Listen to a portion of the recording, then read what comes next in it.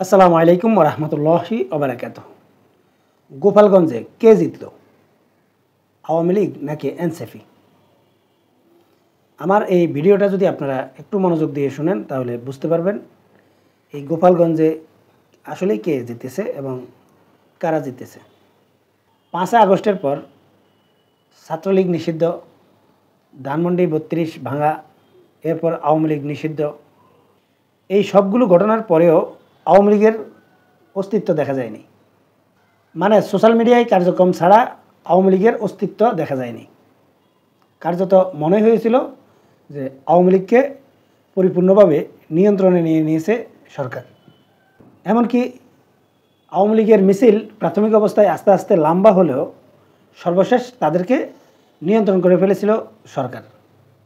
এবং আপনারা জানেন যে আওয়ামী লীগ আগামী নির্বাচনে অংশগ্রহণ করতে পারবে কি পারবে না, এবং আওয়ামী লীগ নেতাদের বিচার কার্য এবং এমনকি আওয়ামী লীগ নেতাদেরকে আদালত প্রাঙ্গণে হেনস্থা করা এবং তাদের বিচার শুরু হয়ে যাওয়া, এই সব কিছুতেও আওয়ামী লীগকে মাঠে দেখা যায়নি।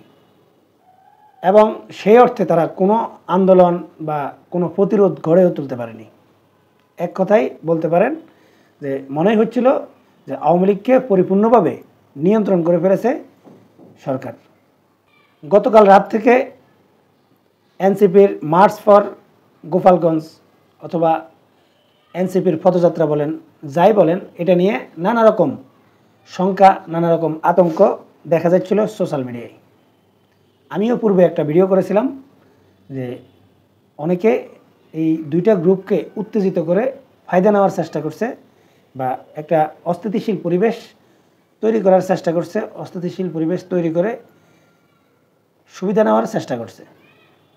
এবং আমি এটাও ভেবেছিলাম যে হয়তো এনসিপির সমাবেশ হবে এবং সেই সমাবেশে বিচ্ছিন্ন কিছু ঘটনা ঘটবে এবং সেটার মধ্য দিয়ে এনসিপির এই গোপালগঞ্জ সফর শেষ হবে।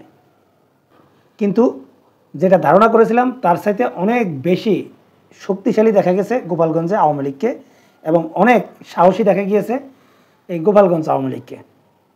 মানে হচ্ছে আমি এই ভিডিওটা যখন করছি ঠিক সন্ধ্যা 6টা, এখন পর্যন্ত গোপালগঞ্জ রণক্ষেত্রে পরিণত হয়ে আছে এবং কি দাওয়া পাল্টা দাওয়া, আওয়ামী লীগকে এক জায়গা থেকে সরিয়ে দিলে অন্য জায়গায় তারা অবস্থান করছে এবং পুলিশ সেনাবাহিনী তারা অসহায়ের মতো আত্মসমর্পণ করেছে এই গোপালগঞ্জে আওয়ামী লীগের এই প্রতিরোধ কর্মসূচিতে।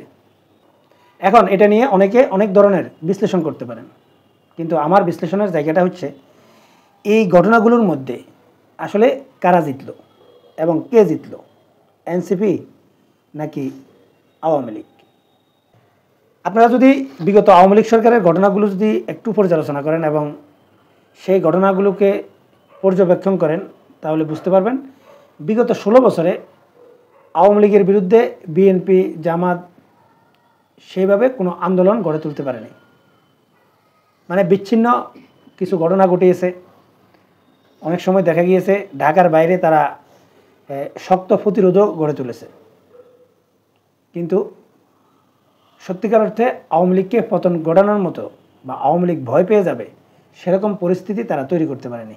এর কারণ হচ্ছে যদি সরকারকে ফেলে দিতে হয় বা কোনো অভ্যুত্থান সফল করতে হয় তাহলে রাজধানীকে অচল করতে হবে, এবং যতক্ষণ পর্যন্ত রাজধানী অচল না হবে ততক্ষণ পর্যন্ত যে কোনো আন্দোলন এটা শুধুমাত্র ব্যর্থ আন্দোলনে বলতে হবে। কিন্তু গোপালগঞ্জে আওয়ামী লীগ যে শক্তিমত্তা দেখাচ্ছে বা যে ঘটনাগুলো করেছে, এতে আমি মনে করি এটা আওয়ামী লীগের জন্য অবশ্যই বিজয় এবং এনসিপির জন্য এটা পরাজয়। কেন আমি এনসিপির পরাজয় এবং আওয়ামী লীগের বিজয় মনে করছি, একটু যদি আপনারা চিন্তা করেন যে 5 আগস্টের পর আওয়ামী লীগের এমন পরিস্থিতি যে এই আওয়ামী লীগকে সংঘবদ্ধ করতে পারবে বা আওয়ামী লীগ নেতাদেরকে উজ্জীবিত করে তারা আন্দোলনে নামাতে পারবে, এরকম কোনো নেতৃত্ব বা এরকম কোনো সম্ভাবনা আসলেই দেখা যাচ্ছিল না। এবং আমি এটা মনে করছি যে আওয়ামী লীগকে সংঘবদ্ধ করার জন্য এবং এই দলটাকে বা এই দলের নেতাকর্মীদেরকে সংঘবদ্ধ করে আন্দোলনমুখী করার জন্য যেই কার্যক্রমগুলো পরিচালনা করা দরকার সেটা করতে আওয়ামী লীগ ব্যর্থ হয়েছে। তাই আওয়ামী লীগ যেহেতু এই তাদের নেতাকর্মীদেরকে সংঘবদ্ধ করতে ব্যর্থ হচ্ছিল, তাই আমি ভেবেছিলাম যে আওয়ামী লীগ আস্তে আস্তে দুর্বল হয়ে যাবে এবং আওয়ামী লীগের যে আশা ভরসা তারা প্রতিরোধ গড়ে তুলবে বা প্রতিরোধ গড়ে তোলার যে সক্ষমতা এটা আস্তে আস্তে তাদের হারিয়ে যাবে।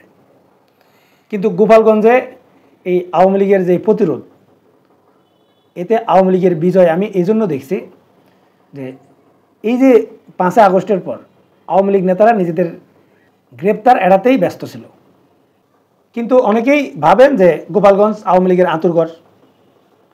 অবশ্যই গোপালগঞ্জ আওয়ামী লীগের আঁতুড়ঘর বলতে পারেন, কিন্তু এই গোপালগঞ্জের আওয়ামী লীগের এই প্রতিরোধ আমি মনে করি বাংলাদেশের যেসব আওয়ামী লীগের নেতাকর্মীরা এতদিন যাবৎ তারা হতাশাগ্রস্ত ছিল এবং তাদের মধ্যে যে একটা ভীতি তৈরি হয়ে গিয়েছিল যে তারা আর পারবে না বা তারা রাস্তায় নামার তাদের সেই সক্ষমতা তারা পাবে না, তাদেরকে নেতৃত্ব দেওয়ার মতো নেতৃত্ব থাকতেছে না, এই যে আওয়ামী লীগের মধ্যে যে হতাশা, এই হতাশা থেকে আওয়ামী লীগ বেরিয়ে আসার একটা মাধ্যম পেয়ে গেছে। যেমন এখন গোপালগঞ্জে আওয়ামী লীগ প্রতিরোধ করেছে এবং তারা শক্ত প্রতিরোধ করে দেখিয়ে দিচ্ছে যে তারা যদি সংঘবদ্ধভাবে মাঠে নামে তাহলে তাদেরকে পুলিশ, সেনাবাহিনী এবং বিরোধী দলের নেতাকর্মীরাও তাদেরকে দমিয়ে রাখতে পারবে না।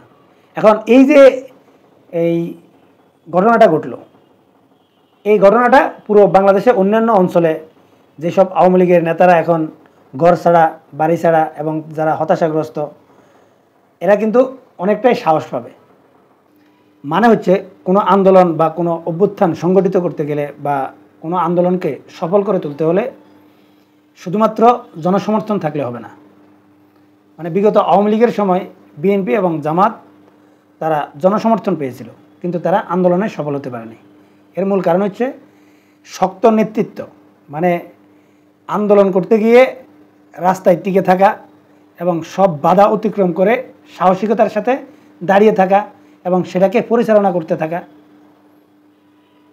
এবং যারা আন্দোলন করবে তাদের মনে এই সাহসটা তৈরি হতে হবে যে তারা পারবে বা সফল হতে পারবে, এরকম পরিস্থিতি তৈরি করে দেখানো। যেমন বিএনপি জামাত অনেক আন্দোলন করেছিল, কিন্তু তারা আন্দোলনের ডাক দিয়ে তারা সফল হতে পারেনি। কিন্তু যখন ছাত্র সমন্বয়করা বা নাহিদ ইসলামরা যখন আন্দোলন শুরু করেছে এবং সব বাধা বিপত্তি এবং কি পুলিশের গুলি সব কিছুকে উপেক্ষা করে যখন তারা রাস্তায় টিকেছিল, তখন আস্তে আস্তে মানুষের মধ্যে একটা সাহস তৈরি হয়েছে যে তারা আন্দোলন করে জিততে পারবে। যখন মনে করেছিল যে তারা আসলে সফল হতে পারবে সেই আন্দোলনে, ঠিক তখন তাদের সাথে আস্তে আস্তে মানুষ যুক্ত হতে থাকে এবং আন্দোলনের পরিধিটা আস্তে আস্তে বড় হতে থাকে এবং তারা শক্তিশালী হতে থাকে। আর যদি প্রাথমিক অবস্থায় এই আন্দোলনটা নস্যাৎ হয়ে যেত, তাহলে এই পরবর্তীতে যেসব মানুষগুলো এই আন্দোলনে যুক্ত হয়েছে তারা যুক্ত হতো না, মানে তারা সাহসী হয়ে উঠতো না। কোনো অভ্যুত্থান বা কোনো আন্দোলন সফল করতে হয় তাহলে মাঠে টিকে থাকতে হবে এবং তারা যে জিততে পারবে সেরকম পরিস্থিতি দেখাতে হয়। এবং সেটা দেখাতে পারার কারণে এই বিএনপি বা জামাতের যেসব নেতাকর্মীরা হতাশ ছিল যে তারা সফল হতে পারবে না, ঠিক তারাও সে আন্দোলনে যুক্ত হয়ে যায় এবং সে আন্দোলনের মাধ্যমে আওয়ামী লীগের পতন ঘটে। এবং আমি মনে করি 5 আগস্টের পর আওয়ামী লীগ নিয়ে যে ভীতিটা ছিল এবং এই আওয়ামী লীগকে নিয়ন্ত্রণ করে ফেলেছে যেরকম একটা সম্ভাবনা দেখা গিয়েছিল, বিএনপি বলেন, জামাত বলেন, এনসিপি বলেন বা আওয়ামী বিরোধী যে শক্তিগুলো রয়েছে বা রাজনৈতিক দলগুলো রয়েছে, এরা চিন্তাভাবনা বাদ দিয়ে নিজেদের মধ্যে তারা এখন প্রতিযোগিতা শুরু করেছে, একে অন্যের বিরুদ্ধে লড়াইয়ের জন্য প্রস্তুতি নিচ্ছে। মানে আওয়ামী লীগকে তাদের চিন্তাভাবনার বাইরে ফেলে দিয়েছে এবং আওয়ামী লীগকে তারা প্রতিপক্ষ না মনে করে এখন নিজেরা নিজেদেরকে প্রতিপক্ষ বানাচ্ছিল। ঠিক সেই সময় গোপালগঞ্জে এনসিপির পদযাত্রা বা যে অনুষ্ঠান করতে গিয়ে যে বাধার সম্মুখীন এবং আওয়ামী লীগ তাদের যে শক্তিমত্তা দেখালো, আমি মনে করি পুরো বাংলাদেশে আওয়ামী লীগের নেতাকর্মীদেরকে এই ঘটনাটা উজ্জীবিত করবে এবং আবারও আওয়ামী লীগ ভীতিটা অন্যান্য রাজনৈতিক দলগুলোর মধ্যে তৈরি হবে। এবং 5 আগস্টের পর যেরকম সবগুলো দল আওয়ামী লীগ নিয়েই ব্যস্ত ছিল, আওয়ামী লীগকে প্রতিরোধ করা নিয়ে ব্যস্ত ছিল। এখন তারা সেটাকে বাদ দিয়ে তারা নিজেরাই নিজেদেরকে প্রতিরোধ করার চেষ্টা করছে। এখন আবারও সেদিকে হাঁটতেছে, বা আওয়ামী লীগ আবারও বাংলাদেশের রাজনীতিতে তারা আলোচনায় চলে আসলো। আর আপনারা জানেন যে আলোচনায় থাকা মানেই এটাই আওয়ামী লীগের জন্য বিজয়, বা আওয়ামী লীগ এটাই চাইছে। এবং এই ঘটনাটা পুরো বাংলাদেশে আওয়ামী লীগের নেতাকর্মীদেরকে উজ্জীবিত করেছে পরবর্তীতে তাদের আন্দোলন সংগ্রামের জন্য। আর এই কারণে আমি মনে করছি যে সত্যিকার অর্থে এই গোপালগঞ্জের এই ঘটনাটা, এই ঘটনায় আওয়ামী লীগ জিতে যাবে। হয়তো গোপালগঞ্জে বহু আওয়ামী লীগের নেতাকর্মীদেরকে গ্রেপ্তার করা হবে, কিন্তু রাজনীতিতে বা রাজনীতির পলিসিতে আওয়ামী লীগ জিতে গেল। মানে আওয়ামী লীগের নেতাকর্মীরা যে হতাশাগ্রস্ত অবস্থায় তাদের সময় কাটছিল এবং যেভাবে হতাশাগ্রস্ত হচ্ছিল, ঠিক সেটা থেকে তারা বেরিয়ে আসার সুযোগও পেয়ে গেল, এবং এই সুযোগটা অবশ্যই এনসিপি তৈরি করে দিয়েছে। সম্মানিত দর্শক, আপনারা কি মনে করেন কমেন্টসে লিখে জানাবেন। এখনকার মতো এই পর্যন্তই। আল্লাহ হাফেজ।